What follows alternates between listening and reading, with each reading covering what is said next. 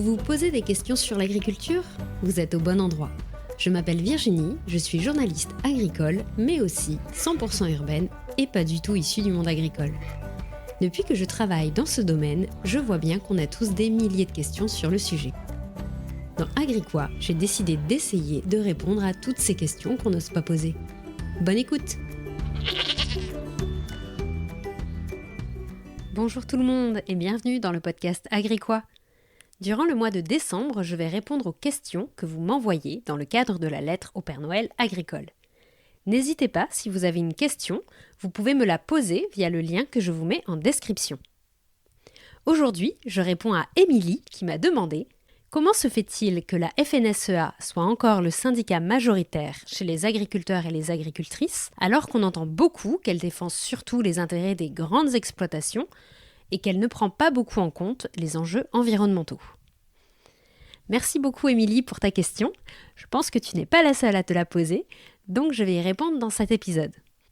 Pour cet épisode, je vais faire une analyse qui est peut-être un peu plus personnelle que d'habitude, puisque je vais le faire aussi par rapport à ce que j'en observe.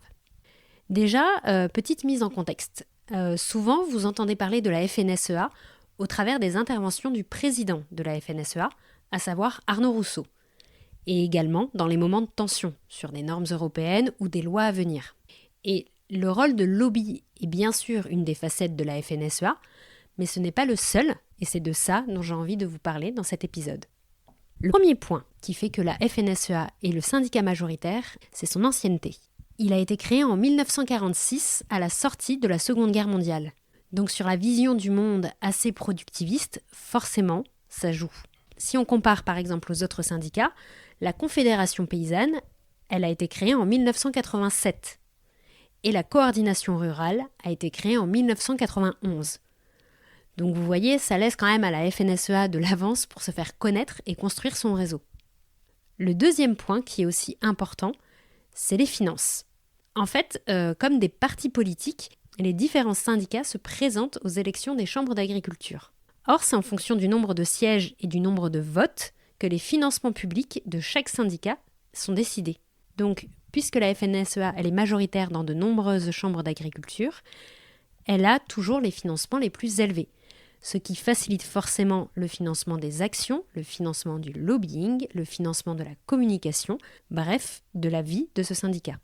En plus de son ancienneté et des finances, il faut aussi prendre en compte le réseau qu'elle a. Ils sont donc majoritaires aux chambres d'agriculture, mais pas seulement. Ils sont aussi majoritaires dans certains conseils d'administration d'organismes agricoles, comme la SAFER, qui attribue les terres agricoles. Certains journaux agricoles sont aussi liés à la FNSEA. Ce syndicat préside aussi le Conseil de l'agriculture française, qui réunit donc la FNSEA, les chambres d'agriculture, mais aussi des associations des mutuelles et banques, comme le Crédit Agricole ou Groupama.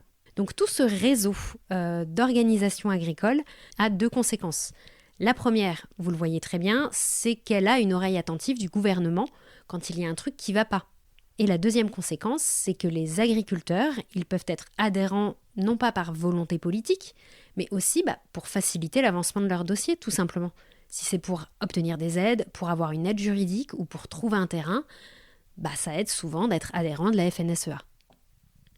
Et le dernier point dont j'aimerais vous parler, c'est en fait le côté communauté de la FNSEA, que je ne soupçonnais pas du tout. En fait, la FNSEA, elle est liée au syndicat des jeunes agriculteurs. Et il représente les jeunes qui ont moins de 38 ans. Et en fait, souvent, ce que j'ai pu voir, c'est que parfois le fils est aux jeunes agriculteurs, le père ou le grand-père est à la FNSEA. Et en fait, c'est une logique syndicale qui se répète de chef d'exploitation en chef d'exploitation. Et en plus, dans les jeunes agriculteurs, ça peut être aussi des jeunes qui ont grandi ensemble en fait, comme enfants d'agriculteurs. Et au-delà du volet politique, c'est aussi des amis tout simplement. Quand j'avais dû aller les interviewer, j'avais plus l'impression d'aller interroger une bande de potes comme je peux avoir moi à l'université ou autre. Sans même parler du volet politique. C'est plus que il n'y a pas tous les voisins qui sont agriculteurs, donc si tu peux trouver quelqu'un avec qui discuter de ton métier, ça aide. Et donc souvent, quand on est extérieur au monde agricole, on connaît beaucoup la FNSEA pour son volet national, mais en fait, elle est très ancrée au niveau régional et départemental avec ses différents réseaux. Et cette logique communautaire se retrouve aussi dans la FNSEA directement, quand par exemple elles se retrouvent dans des événements comme le Salon de l'agriculture ou le Sommet de l'élevage, quand ils ont leur stand, ils accueillent des agriculteurs, ils font des apéros ensemble, ils discutent et ça crée là aussi des liens entre agriculteurs qui peuvent être isolés de par leur entourage ou par leurs voisins avec qui ils ne discutent pas forcément de leur métier. Donc il ne faut pas oublier aussi que l'enjeu des syndicats, c'est de regrouper les gens. Et à l'inverse, pour vous donner un exemple, ceux que j'ai pu rencontrer qui sont adhérents à la Confédération paysanne, ce sera plus des personnes qui vont être engagées sur les valeurs du syndicat. Et ça peut être des personnes qui ne sont pas issues du monde agricole, qui justement ne se retrouvent pas forcément dans cette logique communautaire de la FNSEA. Ça peut être aussi des personnes qui sont dans des filières, qui ne se sentent pas forcément très bien représentées ou écoutées au sein de la FNSEA. Donc ça va être en fait des profils qui seront différents d'un syndicat à l'autre. Enfin, j'ajouterais qu'on peut retrouver dans les syndicats agricoles un peu les mêmes dynamiques électorales qu'il peut y avoir pour un parti politique classique. Certains agriculteurs vont partager leurs valeurs, notamment sur l'idée de l'agriculteur entrepreneur indépendant qui plaît et qui font que des agriculteurs adhèrent à la FNSEA. On peut aussi penser que certains votent pour eux comme certains électeurs votent pour le même parti politique depuis toujours et qui vont continuer comme ça. Et certains les critiquent, mais comme on peut se demander comment des électeurs votent pour un parti politique qu'on déteste. C'est un peu la même logique. Et après, encore une fois, la FNSEA apparaît très unie au niveau national. J'en connais qui sont adhérents, qui ne sont pas forcément 100% d'accord avec tout ce que dit et fait la FNSEA.